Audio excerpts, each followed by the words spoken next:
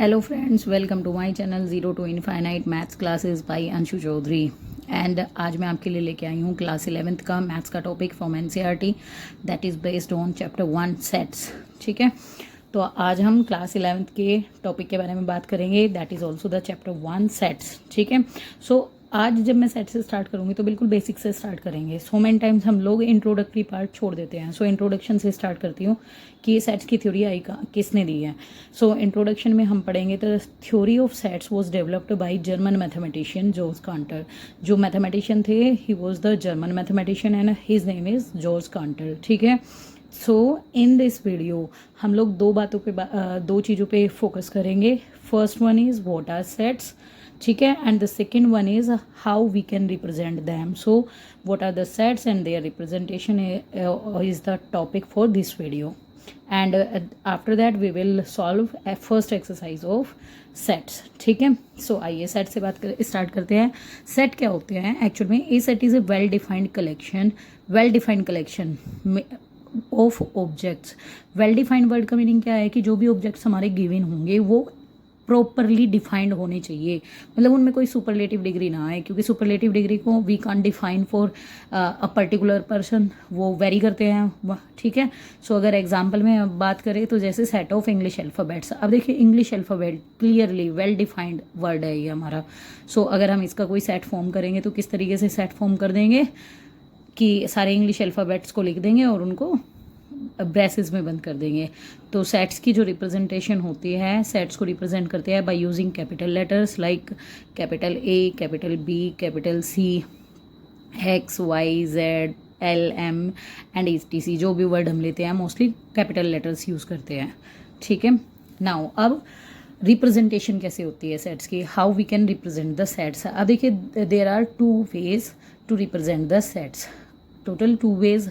ठीक है, so first way जो हमारा फर्स्ट मेथड होता है that is called roster form, या फिर इसको टेबुलर फॉर्म भी बोलते हैं, रोस्टर फॉर्म या फिर टेबुलर फॉर्म।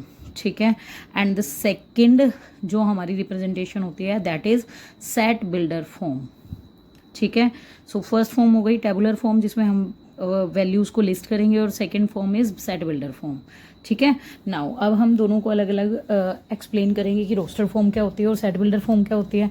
अब देखिए रोस्टर फॉर्म है जिसमें एलिमेंट्स लिस्टेड होते हैं enclosed with in the braces given होते हैं, यानी कि जो हमारा ब्रेसेस के साइन होते हैं ना उसके अंदर हमारे एलिमेंट्स के नाम लिस्ट होते हैं। फॉर एग्जाम्पल अगर हम इसमें कोई एग्जाम्पल लेट करके चलते हैं तो जैसे A, B, C, D English alphabet के डायरेक्ट वो हमने एलिमेंट्स को लिस्ट कर लिया। ठीक है, और ब्रेसेस के अंदर इसको क्लोज कर दिया। क्लियर? नाउ अगर सेम थिंग हम सेट बिल्डर फॉर्म के लिए करेंगे तो सेट बिल्डर फॉर्म में क्या होता है कि कोई पर्टिकुलर प्रॉपर्टी से उस एलिमेंट की ना हम ना सेट की कोई पर्टिकुलर प्रॉपर्टी ले लेते हैं और उसको एक एलिमेंट के थ्रू रिप्रेजेंट करते हैं। सो सेट बिल्डर फॉर्म में क्या होता है कि ऑल एलिमेंट्स आर एनक्लोज्ड, और एलिमेंट्स आर मतलब हम ये भी कह सकते हैं कि सारे एलिमेंट्स की प्रॉपर्टी को केवल एक एलिमेंट के द्वारा मतलब डायरेक्टली हम करते हैं, या फिर all elements are defined by a single property. ठीक है, कोई एक सिंगल कॉमन प्रॉपर्टी ले लेते हैं जो सबके ऊपर वेरी करती है। तो इसमें अगर हम लोग एग्जाम्पल, और इसको भी ऐसे ही ब्रेसेस में इनक्लोज्ड करते हैं। ठीक है, सो इसमें अगर हम कोई एग्जाम्पल लेते हैं, जैसे यही वाला एग्जाम्पल है ABCDEF जो हमने लास्ट रोस्टर फॉर्म के लिए लिया था। अब अगर हमें इसको सेट बिल्डर फॉर्म में लिखना है तो हम प्रॉपर्टी देखेंगे तो हम लिखेंगे किसी एक पर्टिकुलर एलिमेंट के लिए लिखेंगे, जैसे X is a letter of English alphabet.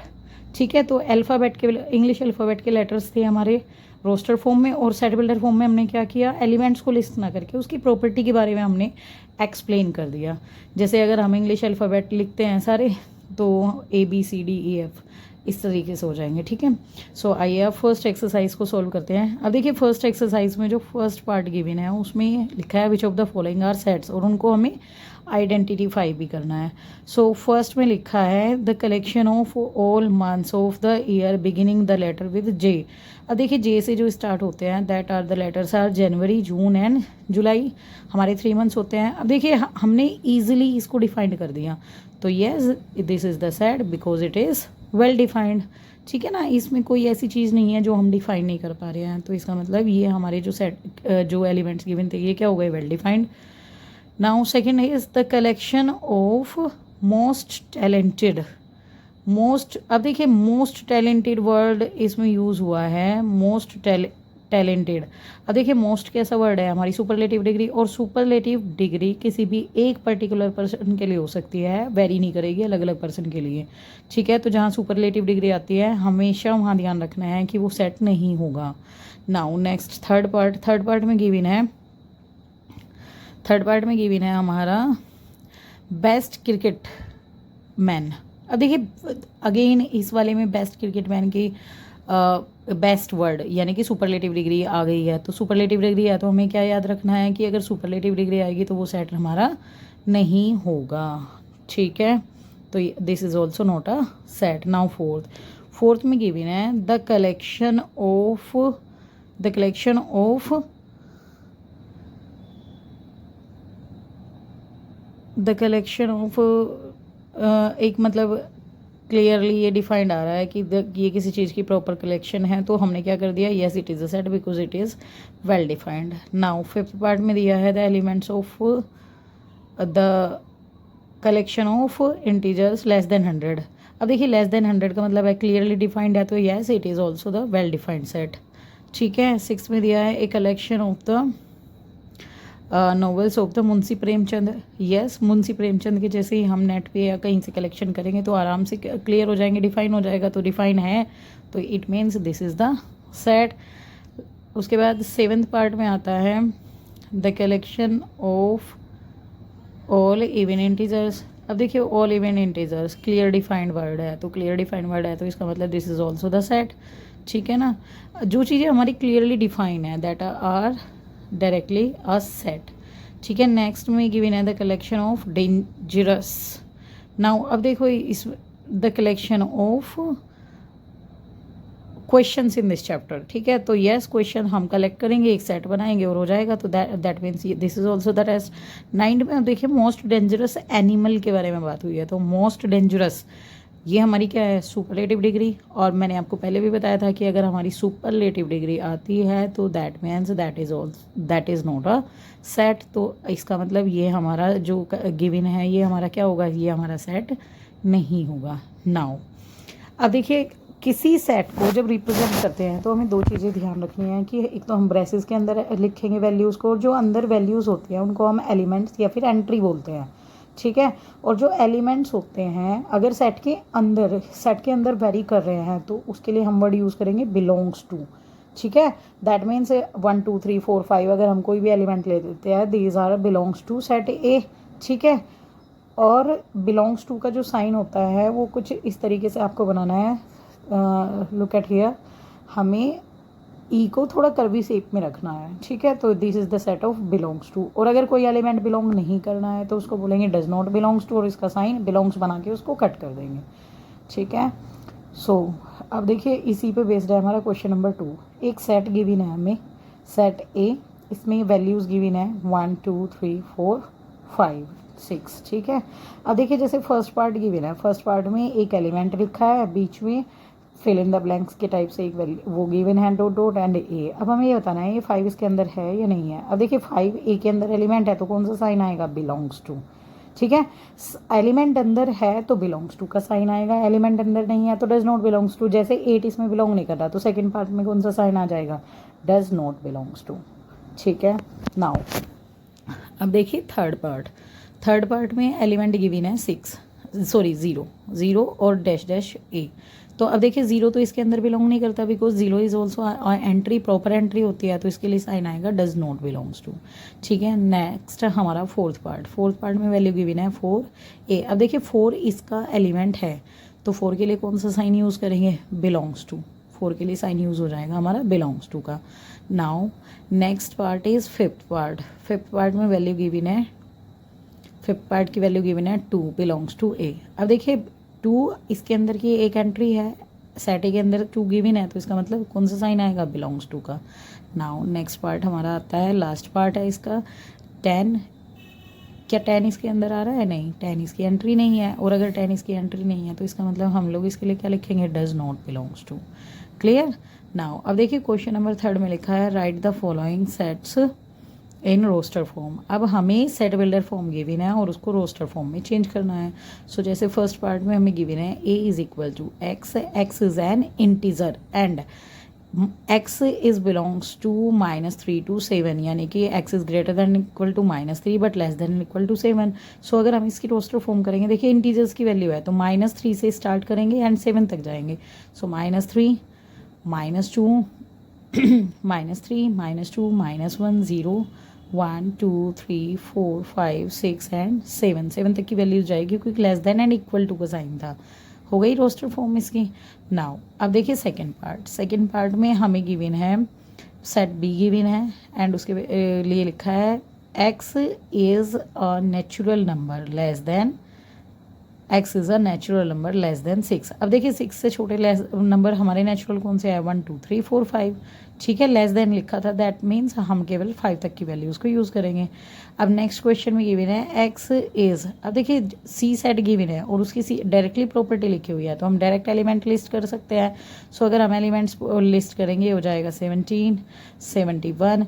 हमें क्या करना था? ऐसी डिजिट्स बनानी है जिनका सम 2 डिजिट नंबर जिनका सम 8 आ रहा है। तो 17 71 दोनों के डिजिट का सम 8 है। 2 6 6 2 35 53 44 एंड 80। अब देखिए इनकी डिजिट्स को आप ऐड करेंगे तो सम हमारा 8 आएगा। ठीक है, तो थर्ड पार्ट में हमारी प्रॉपर्टी से हमने इसके एलिमेंट्स को लिस्ट कर लिया। नाउ अब देखिए फोर्थ पार्ट में गिवन है set D and D is prime number which is divisor of 60।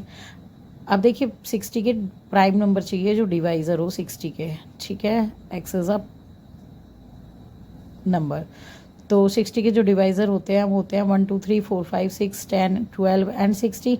लेकिन अब देखिए मैंने यहाँ पे सारे ही एलिमेंट्स लिस्ट कर दिया है क्योंकि मैंने केवल डिवाइज़र के अकॉर्डिंग ये क्वेश्चन कर लिया है। ठीक है, अगर प्राइम की बात करेंगे तो इसमें से केवल कुछ ही एलिमेंट्स रह जाएंगी, तो प्राइम नंबर्स का सेट आप लोग प्रिपेयर कर लेना। क्लियर? नाउ अब देखिए थर्ड का फिफ्थ पार्ट, इसमें गिवन है the set of 4 letters of the word trigonometry.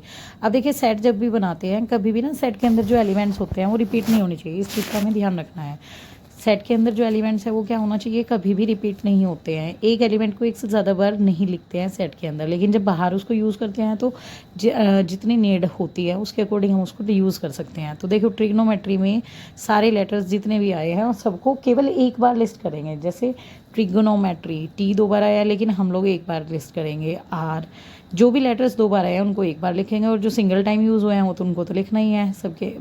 ठीक है, तो सारे एलिमेंट्स को लिस्ट कर देंगे और उसके बाद इनको ब्रेसेस में बंद कर देंगे। नाउ लास्ट पार्ट है, सिक्स पार्ट है इसका, F the set of the letter of better. अब देखिए बेटर में बी ई डी और आर, क्योंकि ई 2 बार यूज़ हुआ है लेकिन सेट के अंदर एक ही बार लिखेंगे और टी 2 बार यूज़ हुआ है लेकिन एक ही बार लिखेंगे हम। ठीक है, नाउ क्वेश्चन नंबर 4 में हमें इसका अपोजिट करना है, हमें सेट बिल्डर फॉर्म में कन्वर्ट करना है और रोस्टर फॉर्म ऑलरेडी गिवन है। ठीक है, तो देखो जैसे फर्स्ट पार्ट में गिवन है 3 6 9 12। ठीक है, अब इसको सेट बिल्डर फॉर्म में लिखना है। अब देखिए ये सारे 3 के मल्टीपल्स आ रहे हैं तो हम इसको ऐसे लिख सकते हैं x फिर x is equal to 3n। अब देखिए 3 के मल्टीपल्स है तो n को हम बिलोंग करते हैं नेचुरल नंबर में and n is less than and equal to 4। जैसे ही हम इनकी वैल्यूज़ मतलब नेचुरल नंबर से पुट करेंगे तो हमारे सेट बनेंगे 3 1 3 3 2 6 3 3 9 और 3 4 12 आ जाएगा सेट।